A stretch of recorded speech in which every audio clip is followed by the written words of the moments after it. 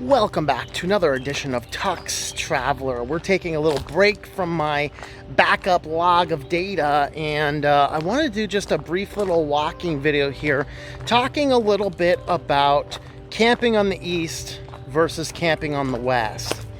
What type of things do you expect to find? And I have to decide which path do I want to go down to. This one looks like the path less traveled, or this is the big one.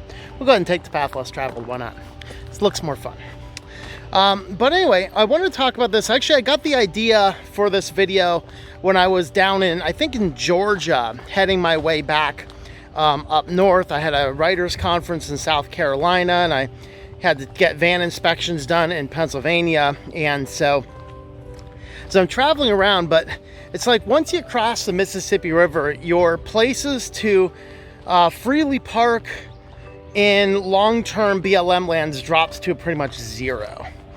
And while I do love the environment of the East, I love this greenery. I love all these plants. There's a stream down here that we'll find here eventually. And while I do like all of this stuff, believe it or not, despite how much woods there is in the world, there's still not as much BLM land and places you can freely camp on.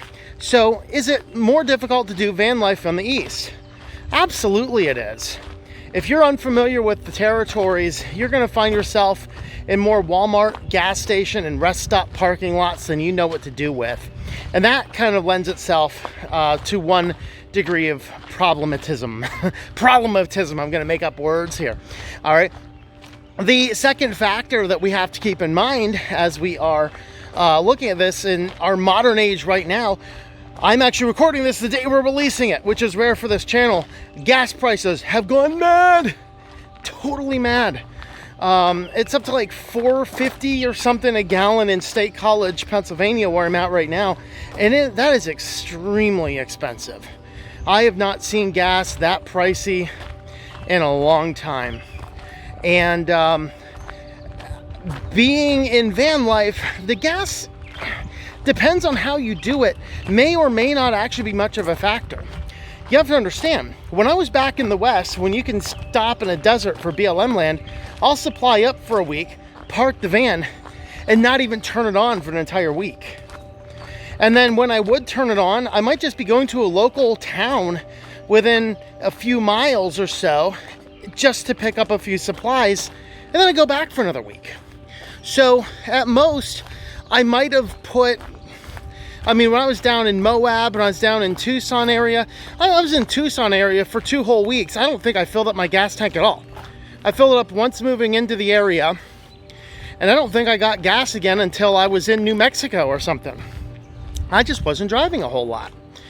And that really is how it goes on the West, where you're out there, you find a place to park, you're out there just enjoying the nature. Maybe you're taking hikes. Ooh, there's another little path down this way here. Oh, look at this.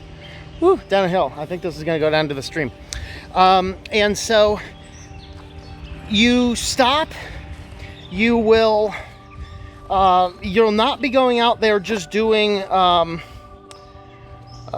driving around a whole lot. You're just getting out there and camping. And when you're getting out there and just camping, you're not spending gas.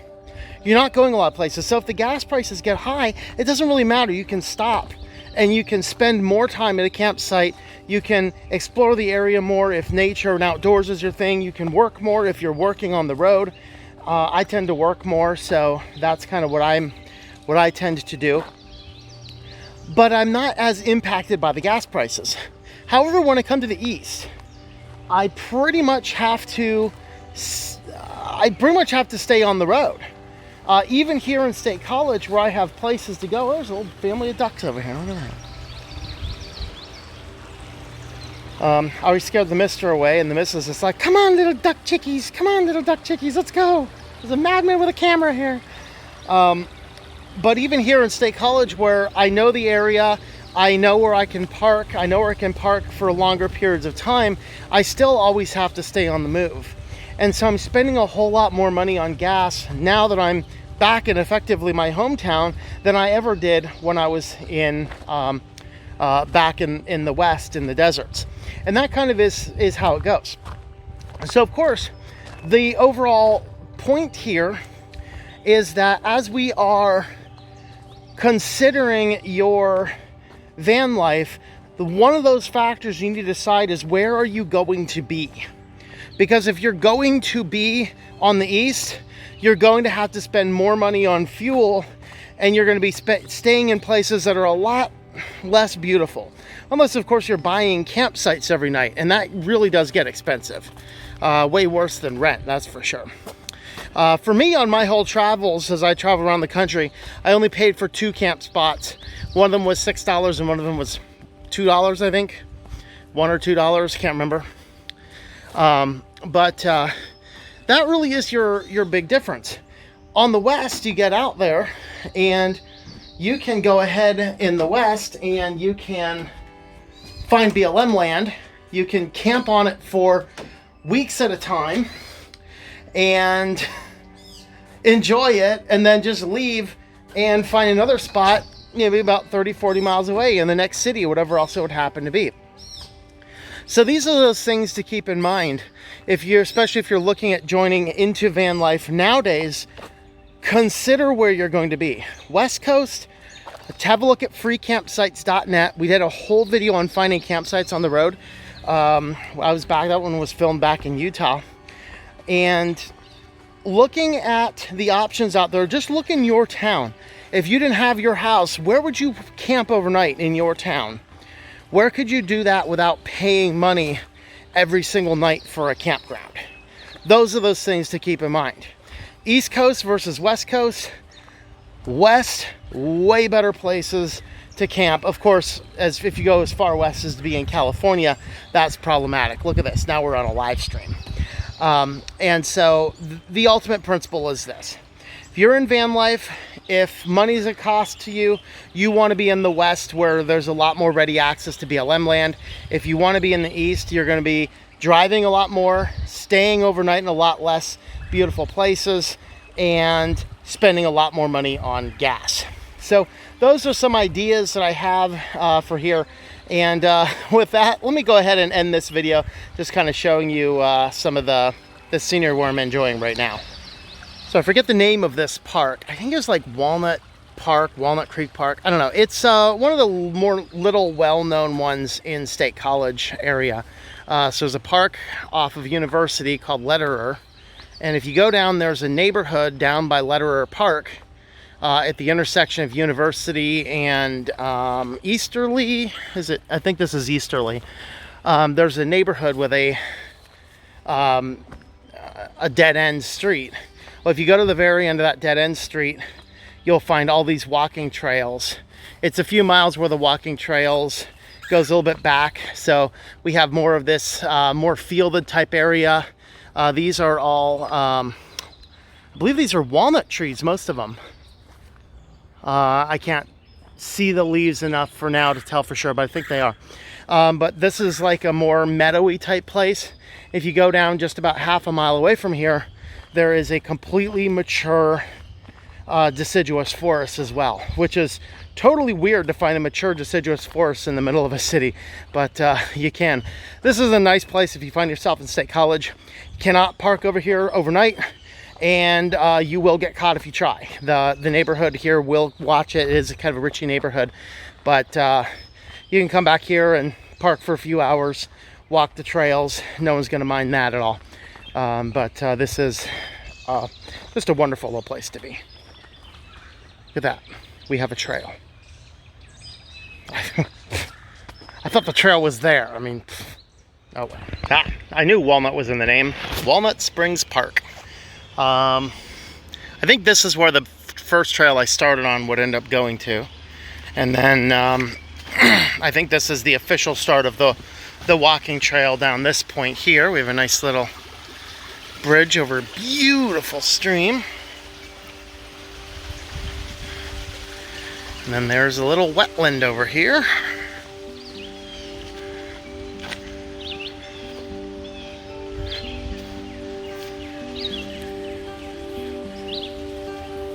And this trail will go back down to University Drive, but we're not going to go that way. I actually want to go up to the forest. All right, so this trail goes back to the parking lot where we started. This is the wetland, and the woods is this way. So it's called Thompson Woods. And we'll head on down this path till we find the woods. I'll show you guys what a mature deciduous forest looks like. All right, so we are on the edge of the deciduous forest now. And you can kind of tell the edge of a forest. You're gonna get a lot fewer of these shrubs here. So we're gonna see fewer and fewer of the little shrubs, fewer of the smaller plants. And then we're gonna move on up into a forest where really nothing much is gonna grow on the forest floor, simply because the leaves are gonna block out all of the sunlight. Early in the spring, we get a few plants coming out before all the leaves are out. But in reality, we're not actually gonna get a whole ton of vegetation other than the big trees. All right, so I found one of the plants I want to show you guys here. And this is, I'm not sure if it's the exact same species from the Bible, but you hear the word mandrake thrown around a lot in the Bible. At least on the East Coast, this is your mandrake. More common name is the May apple. So this is the flower. I accidentally knocked off a couple petals there. Should be nice and symmetric. Petals there are going to be a little bit fragile, so be aware of that. So this is a fascinating plant. It is highly toxic. Even its Latin name points to the type of poison. I think it's like it's a Podophyllus or something to that general effect. There is one part of the plant, however, that is safe to eat. That one part of the plant that's safe to eat is when the fruit itself, the May apple itself, is mature. You can eat it right about the time it pops off into your hand. I would not recommend it at all, because if you don't get it at just the right time, it is toxic. So just be aware of that. But that is what the May apple or the mandrake looks like.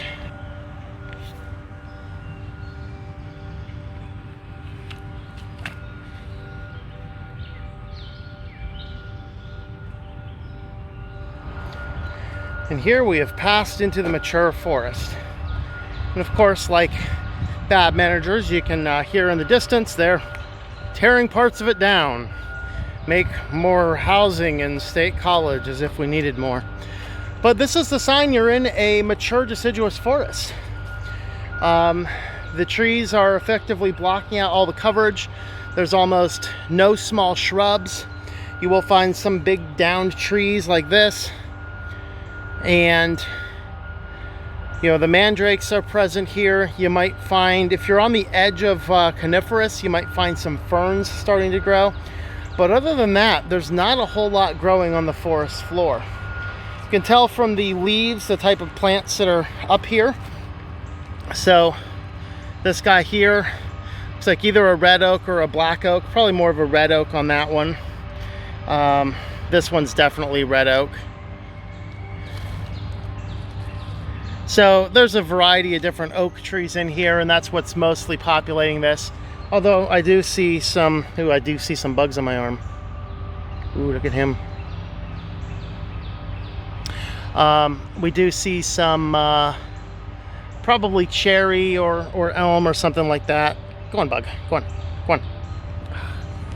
Get off, bug. You're like tickling my arm hair. Got him. So this is a nice little place, but we're gonna actually head on back to the van and get this guy uploaded. So hope you enjoy this section. This is Thompson Woods here, and then we were also in Walnut Creek Park as well in State College. Very nice places to go and visit. And down there is actually college. I think that's the hardware store. Is actually that white spot you see there is actually the hardware store, and there's a car dealership right next to it as well, which you can actually park behind those and walk right on up into these. There's actually a trail access to them. Well, I hope you enjoy this little brief discussion on camping on the east versus camping on the west, and yet another one of the wonderful little parks and places to visit and get some exercise if you happen to be in the State College, Pennsylvania area. Next week we'll return to our first Western loop. I think we will be in Alabama next week at a wonderful little lake park that I found out there. And we'll go ahead and talk about that in the next video. So thanks for watching, everybody. Subscribe to the channel if you've not already done so. Hit that notification bell, and we will see you a little bit further down the road.